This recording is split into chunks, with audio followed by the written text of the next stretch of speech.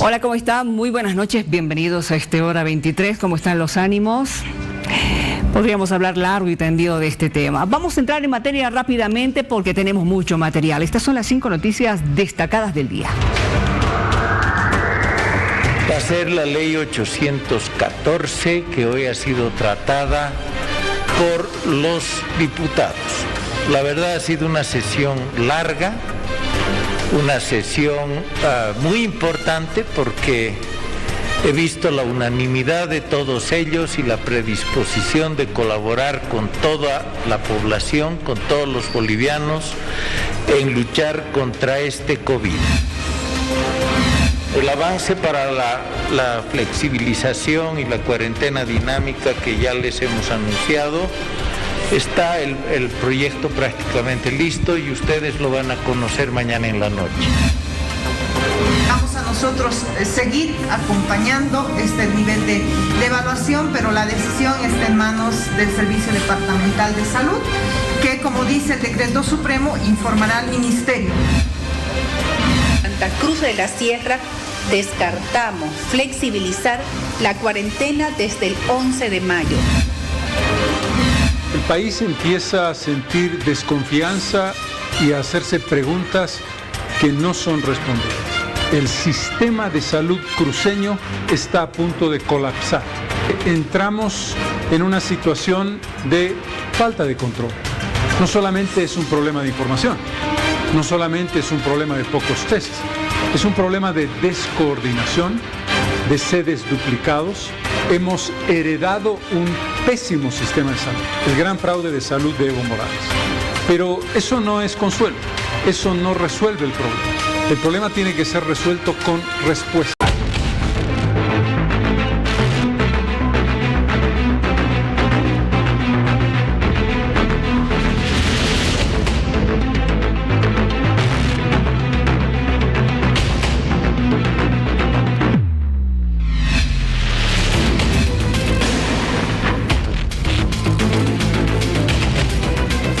Vamos a ver qué está pasando en YPFB, qué está pasando entre YPFB y el Ministerio de Hidrocarburos. Para eso, pues hablamos con la cabeza, el ministro.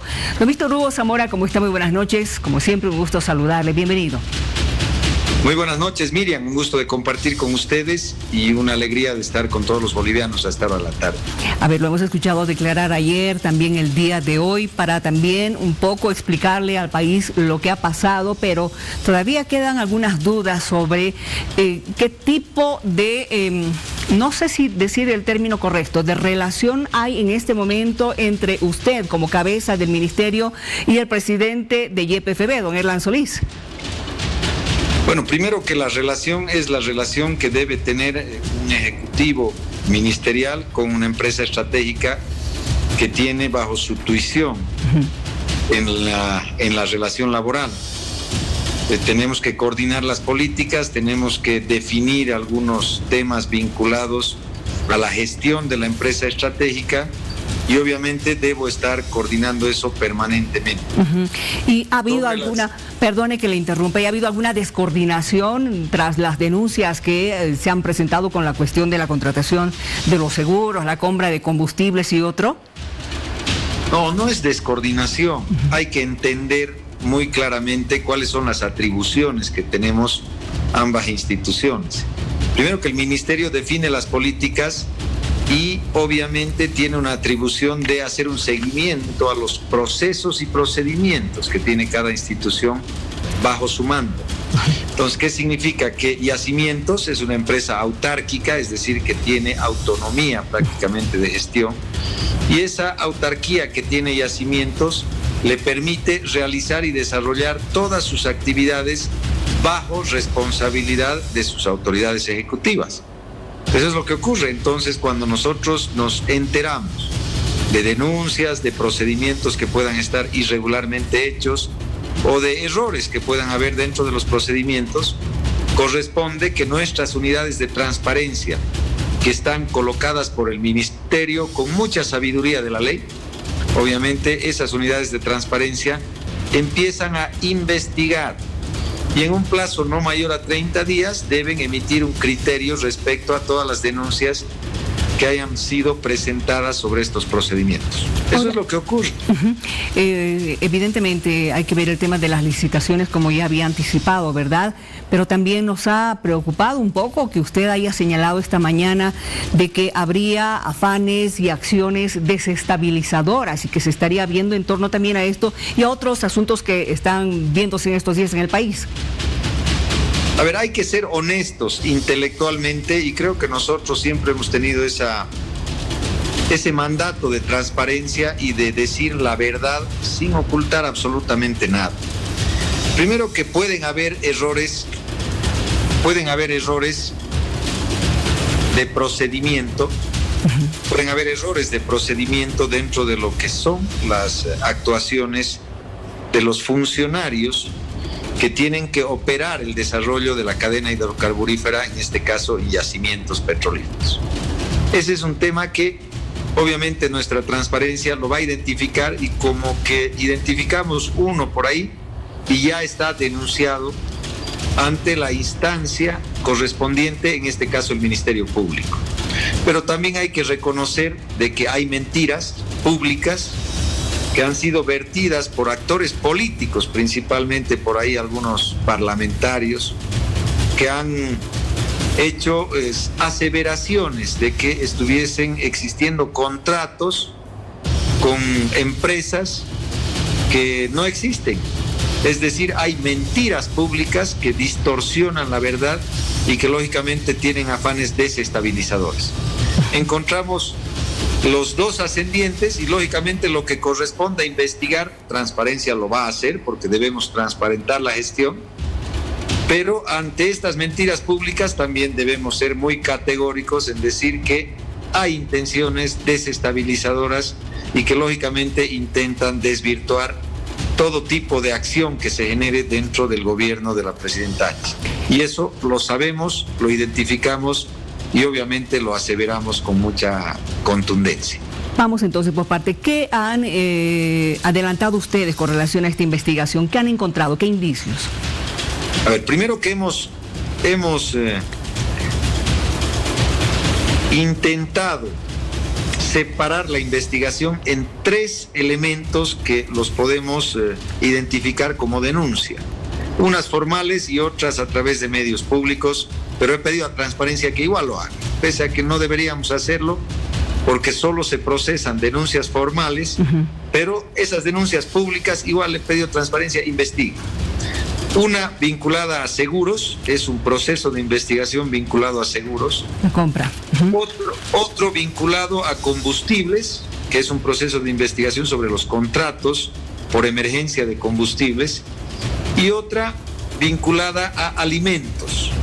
Ahora vamos a tener una cuarta incluso, que se nos ha informado que hubiese existido un retiro en efectivo de subsidiarias por parte de los ejecutivos de yacimientos. Entonces vamos a abrir una cuarta línea de investigación. Nos interesa que todo se transparente, no estamos todavía determinando las responsabilidades porque van a ser estos procesos de investigación los que nos van a identificar las responsabilidades y los espacios que puedan haber tenido esas responsabilidades o los funcionarios que puedan haber tenido esas responsabilidades. Muy bien. Hemos identificado una en el tema de seguros. Hay una acción de funcionarios responsables de la unidad de seguros que han cometido errores administrativos que pueden ser tipificados como delitos, hasta penales, porque se hubiese enviado cartas a reaseguradoras que obviamente en la acción muestran que se ha usurpado funciones porque no podían haber sido ellos los que envíen esas cartas, pero además incumplimiento de deberes y otras cosas que tal vez tengan que ver con el ordenamiento o con los tipos de delitos que se configuren en la acción. Estamos hablando de 84 millones de bolivianos, pero que este contrato habría sido anulado, ¿sí? No existe el contrato, pero sí existe un procedimiento realizado. Y ese procedimiento también debe ser transparentado. En el contrato hemos visto de que ha sido anulado en dos etapas. Una etapa inicial de licitación pública y otra etapa de intento de adjudicación por emergencia. Ambas etapas fueron anuladas y posteriormente se amplió el seguro por 60 días a la actual aseguradora, y en ese proceso debe realizarse un nuevo procedimiento de licitación pública para adjudicar el seguro correspondiente. Bien, ahora, ¿qué pasa con la situación de la compra de combustible por $160 millones? La compra de combustible, ustedes van a ver cifras millonarias, que es la característica de Yacimientos. Yacimientos es una empresa muy grande que tiene como principal objetivo el desarrollar la cadena hidrocarburífera, pero garantizar el abastecimiento de combustible en Bolivia. Entonces, a partir de ese objeto que tiene como misión principal esta institución, se debe realizar el contrato correspondiente para la importación de combustible faltante en caso de ser necesario. ¿Cómo es? ¿A qué me refiero con faltante? Nuestras refinerías producen gasolina y diésel, pero no alcanza para el consumo que tiene todo el Estado. ¿Qué se hace? Se hacen contratos que se llaman, en el caso de esta empresa, contratos a requerimiento. Son contratos que se establecen a través de un mecanismo que, después de firmar el contrato estratégico de un abastecimiento, recién se va pidiendo los volúmenes que se necesita, es decir, se va pidiendo el combustible que se necesita. Si yo tengo un contrato por Chile de importación, por Perú, por Brasil, por barcazas, que son lo que normalmente se estila y se lo hace hace muchos años atrás, contrato a esas empresas estratégicas con ciertos volúmenes y a ciertos precios posibles. ¿Qué significan posibles? Que si yo contrato 10, puedo requerir 1, 10 o nada. Es en función de lo que yo necesito que voy pidiendo a ese proveedor que me vaya entregando combustible. Ahora, la observación... No se paga. Perdón. No se paga un peso. Sí. No se paga un peso, miren. En el contrato, en el momento que se establece el contrato, no se paga, el Estado boliviano no paga un centavo. Lo que hace el Estado boliviano en el contrato es estar listo con los proveedores para cuando requiere el combustible. ¿Cuándo se paga? Cuando yo le digo de esos 10 quiero 1, me llega ese 1 y después de 20 días de que ha llegado ese volumen a Bolivia, recién procedo al pago. Ya. Ahora, es decir, que quienes han dicho que se ha gastado millones en los contratos es completamente falso. Claro, porque no la denuncia ahí apuntaba a que se habrían comprometido a pagar $124 el barril de diésel, tomando en cuenta que en este periodo de la cuarentena se han visto alterados estos productos, ¿no es cierto?, en sus precios. Sobre los precios, mañana voy a tener ya un informe relativo a el comportamiento de los precios en función de las caídas y subidas del barril de petróleo. Pero ¿qué les puedo decir? Que el precio debería, es decir, que en esos contratos debería estar contemplado en función de los precios internacionales, tanto del diésel como de la gasolina, que obviamente tienen una relación al petróleo. Lo que hay que aclarar también en esto es que cuando cae el petróleo,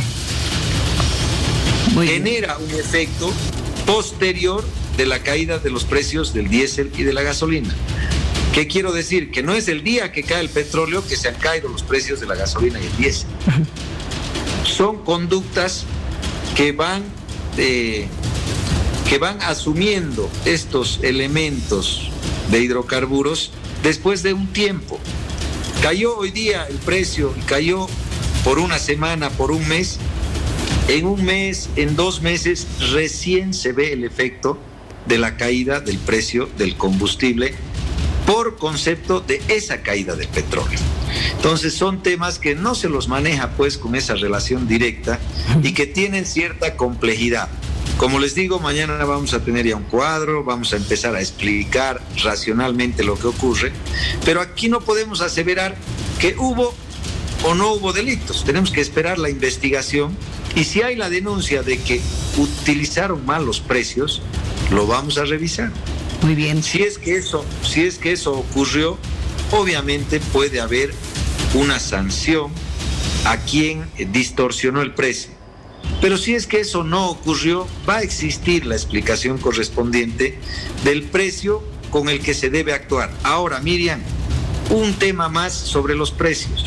A ver. El precio del contrato que se hace no es fijo.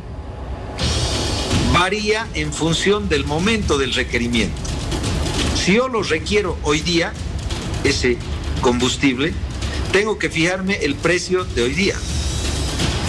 Si yo lo requiero la próxima semana, tengo que fijarme el precio internacional de la próxima semana. Eso es importante aclarar. Eso es importante aclarar. Cosas que son dinámicas y que no son estáticas. Exacto. No es como el contrato que yo tengo, voy a fijar un precio definitivo por toda la gestión. Estos contratos están hechos hsta junio. Bien, de todas formas, vamos a esperar esa investigación de la que usted ha mencionado, que va a ser más o menos en un mes que se va a conocer lo que ha pasado. Ya para cerrar esta entrevista, ministro, sigue siendo don Erland Solís presidente de YPFB, ¿verdad? Bueno, mientras no haya renuncia o no haya otra disposición por quien tiene la atribución para hacerlo, mantiene su condición de presidente ejecutivo. Perfecto. Obviamente hay instancias que ya escapan un poco a la decisión propia del ministerio de evaluar, analizar qué es lo que está ocurriendo y lógicamente tomar decisiones sobre las autoridades ejecutivas. Por eso es que desmiento categóricamente que exista algún interés o disputa de parte del ministerio por lo que esté ocurriendo con la administración y yacimientos. Eso no es nuestra atribución ni tampoco va a ser parte de nuestra conducta. Muy bien. Nosotros vamos a estar siempre coordinando lo que son las políticas, transparentando la gestión, porque además ese es uno de los pedidos más importantes que nos ha hecho la presidenta. Le agradezco. Ya estas cosas y transparente la gestión. Muy bien, gracias por haber estado con nosotros esta noche para justamente aclarar un poco más este panorama. Que le vaya bien. Muchas gracias como siempre, Miriam, un gusto compartir y aclarar muchos temas que han estado como una especie de novela ahí en el escenario mediático. Muchas Exactamente, gracias. que le vaya muy bien. Vámonos a una pausa, por favor. Hora 23. No importa el color que tengas, serás bienvenido.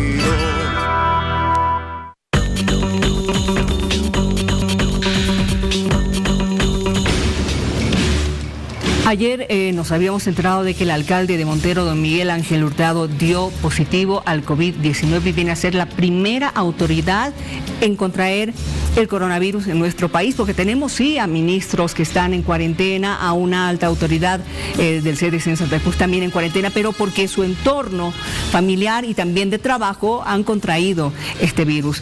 Don Miguel, ¿cómo está? Muy buenas noches. Buenas noches, señora. Bueno, aquí estamos en nuestro cuarto aislado.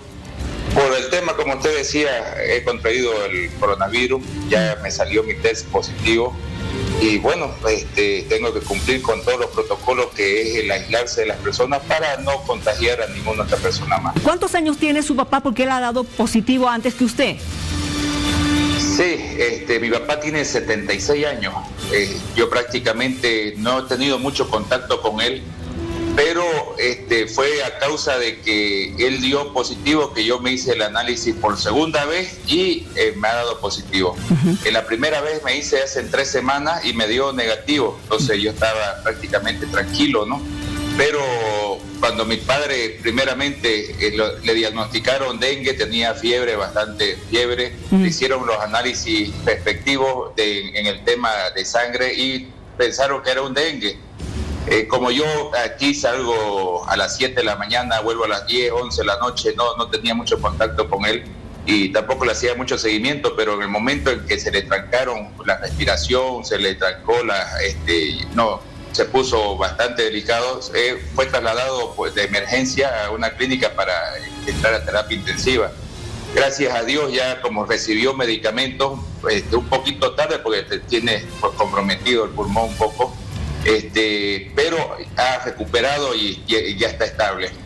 Bueno, nos alegra mucho saber eso porque realmente preocupa, ¿no? Cuando un familiar está enfermo y en su caso, alcalde, no sé qué ideas tendrá usted por la cabeza, pero de las muchas personas con las que hemos conversado, obviamente saber que uno tiene COVID no es pues algo para alegrarse. Bueno, no queda más que aceptar las cosas. Yo estoy bastante preocupado dentro de lo que es mi familia, dentro de todo lo que hemos realizado. Por ejemplo, mi esposa ya se ha tomado las muestras, estamos esperando los resultados, pero ya está presentando algunos síntomas de falta de aire. Y bueno, pues sobre todo mi gran preocupación es que tengo 4 niñas, ¿no? 4 niñas en las cuales una tiene asma y esa es una de las enfermedades de base, ¿no? De que pueda ser. Yo en tantas oportunidades dentro de las discusiones familiares me pedían que yo me haya apartado, pero el fácil haya sido para mí en su momento haber renunciado y que se haga cargo otro de toda situación tan fea que se ha vivido. Pero el compromiso de trabajo, el compromiso con mi pueblo, sobre todo con la gente, bueno, aquí estoy, estas son las situaciones a las que me lleva toda estar desempeñando mi función como alcalde, ¿no? Ahora usted nos ha dicho que está aislado, nos gustaría saber, hablar de las pruebas, pero antes de las pruebas, ¿le han dado alguna medicación? ¿Está tomando algo en este momento ya en forma preventiva? He tomado la acitromicina, estoy tomando acitromicina. Y anoche me desesperé un poco y decidí tomar la ivermectina, ya 2 ml. Aparte, me he puesto el anticoagulante. ¿Anticoagulante? Sí, porque dice que una de las características de esta enfermedad y por la cual tranca los pulmones es el tema de la trombosis, o sea, hace coágulos de sangre que van a los alveolos pulmonares. Y eso al final es lo que va dañando todo lo que es la respiración. Nos ha llamado la atención lo que usted nos ha dicho, que necesita primero saber cómo está su corazón para tomar la hidroxicloroquina. Sí, tiene efectos en algunas personas por el tema de que acelera el corazón. Entonces no se debe tomar así nomás. Por eso es que no ha sido aprobado todavía dentro de los protocolos oficiales del Ministerio de Salud. De todas formas, se ha traído una cantidad importante, ¿no es cierto?, justamente para este caso. Mientras tanto, la población también estaba pendiente, y eso le digo a usted como autoridad, de que las autoridades de salud puedan aprobar incluso el consumo del CDS, que tiene que ver con el dióxido de cloro. Claro, no, la verdad que del dióxido de cloro no he escuchado. Nosotros hemos escuchado bastante sobre el uso de la hidroxicloroquina, pero al mismo tiempo hemos visto efectos sobre bastante gente que le acelera el corazón y hemos visto también que en ciertos lados ya alertan sobre el riesgo del corazón. Por eso es que dentro de los protocolos que se utilizan acá dentro de nuestro municipio de Santa Cruz, es de que antes de recetarle la hidroxicloroquina hay que hacerle un electrocardiograma para ver cómo está el corazón. Esto es bien importante para que la población sepa que así nomás no hay que suministrarse la hidroxicloroquina. Ahora usted, ¿qué tipo de prueba le han hecho? ¿Le han hecho el test con el hisopo en la nariz? ¿Qué prueba más le han hecho? Solamente el test con hisopo de la nariz. Me lo hice primeramente hace 3 semanas ante una pequeña fiebre que tuve, justamente cuando estábamos empezando el sistema de encapsulamiento, sí. Pero eso me dio negativo, entonces la gente, bueno, me dijo que era producto del estrés que uno toma. Entonces, al final, mire, yo prácticamente en este último tiempo, yo no sentía nada, de repente un pequeño dolorcito de cabeza, así, pero también si no podía concebir el sueño. Bueno, han sido épocas malas. De preocupación además, ¿no? Lo tomé como algo, o sea, que no había que darle importancia. Si no fuera porque mi papá resultó así enfermo y tomado de los pulmones, yo no me hubiese hecho el análisis un segundo análisis, ¿no? Pero me lo hice y mire, ha salido positivo. Ahora, usted está en una sola habitación, compartiendo pero la casa con las hijitas y con la esposa, pero aislado en su habitación. ¿Quién le está atendiendo? ¿Cómo está haciendo con el tema de la comida, por ejemplo? Mi esposa, bueno, mi casa es bien larga, yo estoy de lo último, o sea, estoy en ambientes totalmente separados de mi familia. Estoy como en los cuartos para el personal. Sí. Pero me trae mi esposa y me lo dejan desechable allá afuera de la puerta. Para que ella también se cuide. Sí, no, para intentar cuidarnos, no, aunque pareciera que ha sido una medida un poco tarde con ella, ¿no? Porque ya ella empieza a sentir cierto síntoma. Estamos esperando los resultados de que le den a ella. Ella se tomó. ¿Cuándo se los van a dar? ¿Cuándo le van a dar el resultado de las pruebas hechas a la esposa y a las hijas? Bueno, a mis hijas no le hicimos pruebas. ¿No? Le hemos hecho a mi esposa y a otras personas que viven acá junto con, o sea, a la esposa de mi padre y a sus hijos. Uh-huh. A ellos le hemos hecho, a mis hijas no todavía. Bueno, veremos qué resultados arrojan, ¿no? Alcalde. Pero hoy han quedado dando el resultado de mi esposa. Perfecto. Alcalde, le mandamos un abrazo grande, todo el ánimo del mundo para que usted esté bien, para que la esposa pues no haya contraído nada, y menos las hijitas y nadie en su familia. Hay que seguir adelante y con el ánimo bien fuerte. Usted sigue siendo autoridad en Montero. Me imagino que todo este tipo va a continuar trabajando ya desde casa. Así es, nosotros hemos, gracias a Dios la tecnología ha avanzado bastante, hemos conformado un grupo de Zoom para hacer el teletrabajo. Hay una normativa del gobierno nacional para permitir este tipo de trabajo y bueno, como hacemos el seguimiento desde aquí, hacemos la planificación con todo lo que son los secretarios, con todo lo que es la gente de mi gabinete y entonces así va a estar trabajando en este tiempo. Muy bien, hacemos votos para que salga rápido de este problema. Le mandamos un abrazo. Muchas gracias y bueno, esperar que la gente de todo Bolivia tome conciencia de que esta enfermedad es complicada. Quizás a mí como persona joven no me dé muchos síntomas, pero realmente mi padre se complicó. Personas, y así es como aquí en Montero ya tenemos 13 muertos son hasta hoy.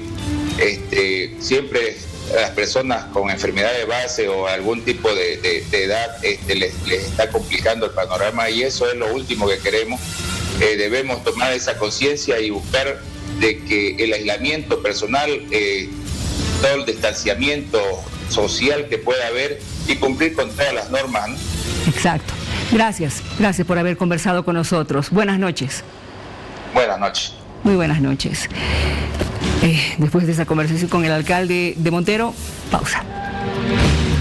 Continuamos con Hora 23. No importa el color que tengas, serás bienvenido. Vamos a hablar con el gerente de División de Transformación Digital y Experiencia al Cliente del BCP, con don Rodrigo Valdés, para que nos cuente algunas novedades que ha estado llamando la atención en las últimas horas porque tiene que ver con innovación en sus plataformas de atención al cliente, además algunos beneficios a través de las redes sociales. ¿Cómo está? Muy buenas noches. Hola Miriam, ¿cómo estás? Gusto de saludarte, gracias por tenerme en tu programa, un placer estar con ustedes. ¿Cómo estás? A ver, lo primero que me ha llamado la atención, se lo decía internamente, pero ahora lo hago ya para que la población sepa en general. ¿Se va a poder hacer transacciones hasta por WhatsApp? Es lo que ustedes han adelantado. ¿Nos puede explicar cómo va a ser esto? Sí, esta es una del paquete de cosas que estamos sacando. Efectivamente tienes razón. La idea es generar proximidad con los clientes y esta proximidad tiene que estar obviamente en las redes que utilizan más. Y hoy, sin duda alguna, WhatsApp es una red que lo utiliza todo el mundo. Sí. Así que efectivamente vamos a poder, es más, ya se pueden hacer transacciones vía WhatsApp. Lo único que tiene que hacer es entrar a la página web y afiliarse, así que sin ningún problema.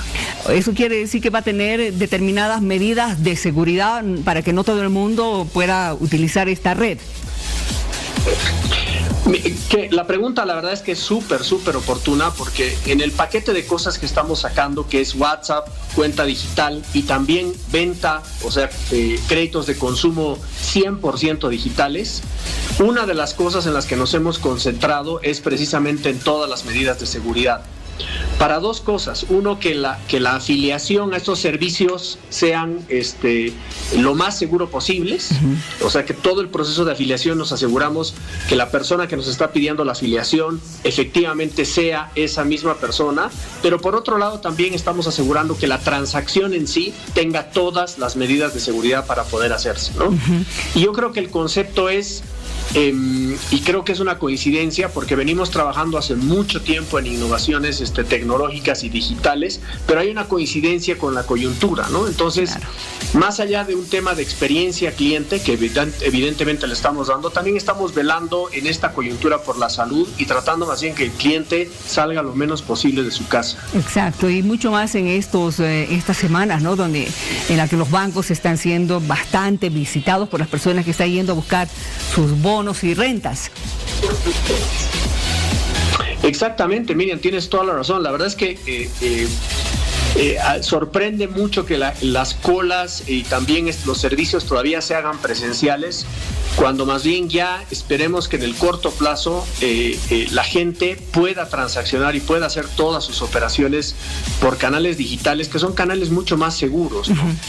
Y por lo menos tecnológicamente nosotros ya estamos preparados para ellos, y como te digo, ha habido una apertura también de la regulación y de los reguladores que nos han permitido lanzar estos productos, ¿no? Exacto. Ahora, cuando usted habla de créditos de consumo, ¿a qué se está refiriendo?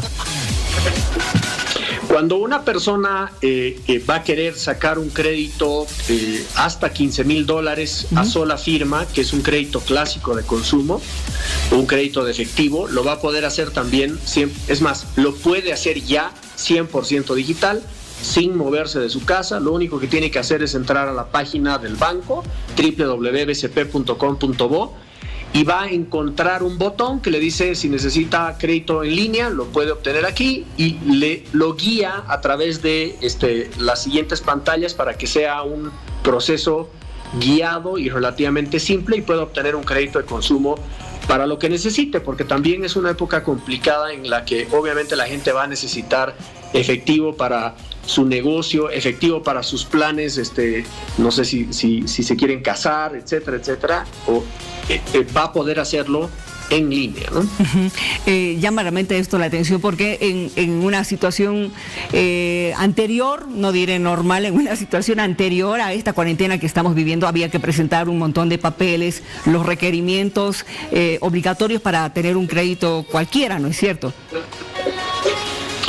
Tienes toda la razón, y yo te diría que una de las incomodidades más grandes era tener que ir físicamente a un banco, a hacer la firma de contratos, a llevar esos papeles, ir a conseguirlos de la casa. Entonces, no solamente era una visita, sino eran varias visitas que tenía que hacer el cliente para lograr su crédito.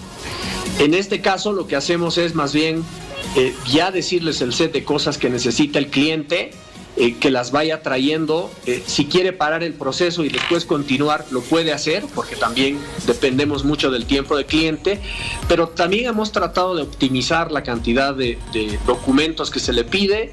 Estamos hablando de, si es alguien al quien le pagamos el salario a través del banco, evidentemente se le piden menos documentos. Estamos hablando de la cédula de identidad, probablemente una factura de servicio, y de ahí evaluar su capacidad de pago, y con eso hacemos el desembolso de lo que estén necesitando.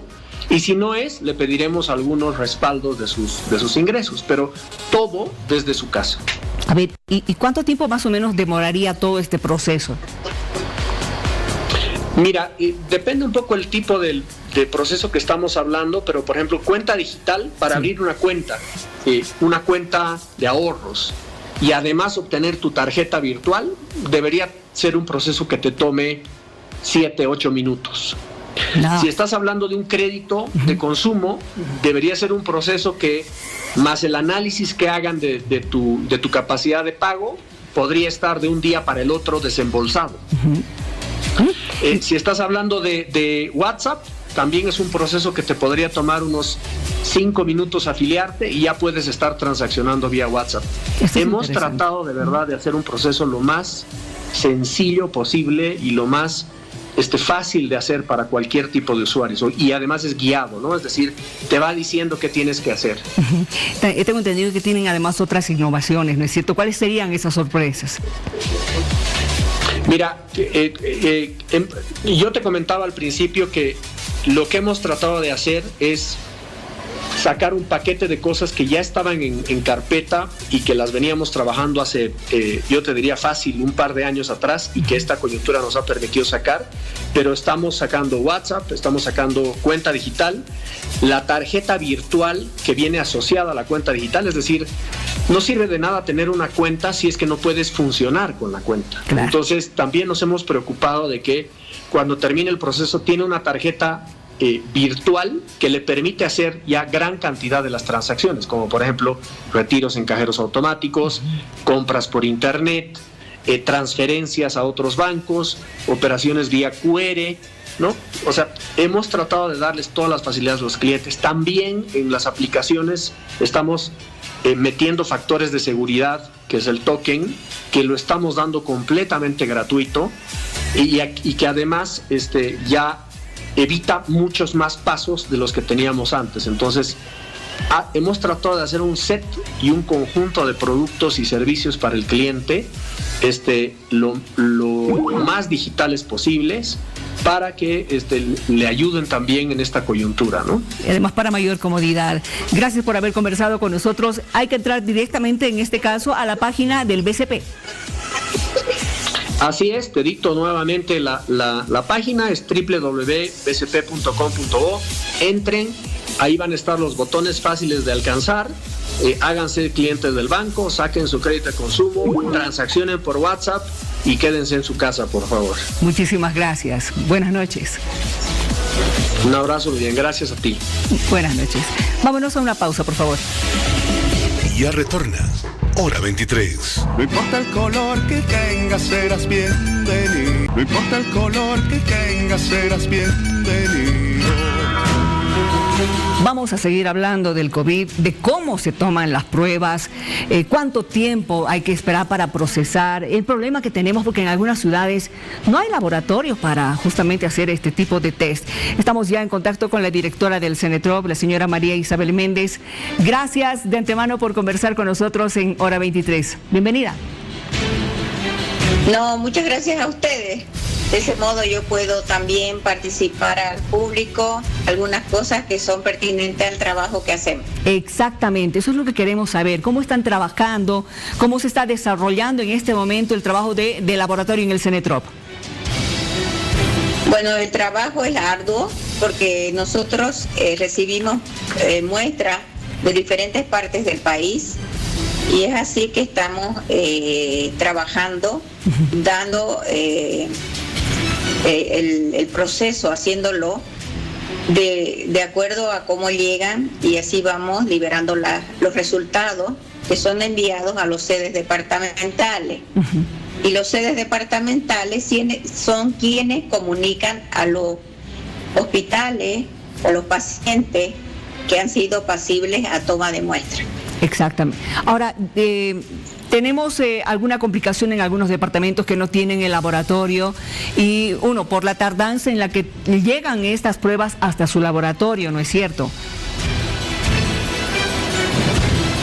Pasa que no hay modo de transporte, entonces se están valiendo. Algunas pruebas nos llegan por tierra, sí. Otras nos llegan gracias a las fuerzas aéreas que nos está haciendo ese servicio. Realmente es un trabajo titánico que está haciendo todo el país, porque se está movilizando tanto la gente de la Fuerza Aérea, personal de salud, recibimos ayuda de la alcaldía, por ejemplo, ahora, para ver en qué nos pueden ayudar. Siempre está la gente presta para poder dar una mano para que todo marche mejor. Y de ese modo poder llenar las expectativas, que son bastantes, debido a la gran afluencia de muestras que llegan, porque ahora en la población lo primero que sucede si usted tiene fiebre es que tiene COVID. Entonces un poquito está sesgada la realidad, pero yo creo que es un poco por esta paranoia que estamos viviendo de acuerdo a la pandemia que nos está atravesando en estas circunstancias de la vida. Exacto, y la verdad es que no todas, a ver, ¿qué le digo? No todos los síntomas que pueda presentar el COVID pueden relacionarse directamente con esta misma enfermedad, ¿no? Es decir, tú puedes tratarse también hasta una salmonela puede presentar un dolor de cabeza, por ejemplo. Y en esta época particularmente, no se olvide que es la época de las influencias, de las gripes, de los resfríos, que son síndromes respiratorios superiores. Sí. Entonces la gente primero piensa en COVID y sucede a todo nivel, a nivel profesional, a nivel de una persona común. Entonces es por lo que está tanta información que está bombardeada. Entonces uno lo primero que piensa es que va a tener eso. Y para eso yo diría que lo más importante es tener emocionalmente estar bien emocionalmente, porque la psicología juega un papel muy importante en la inmunidad de las personas. Entonces, a la vez de fortalecernos con alimentos naturales, también tenemos que fortalecer la parte de las emociones y el espíritu. Ahora, doctorita, usted ha debido escuchar este caso de Suecia, por ejemplo, donde están tratando de conseguir la inmunidad colectiva.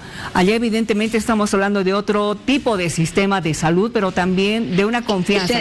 La escucho entrecortada, pero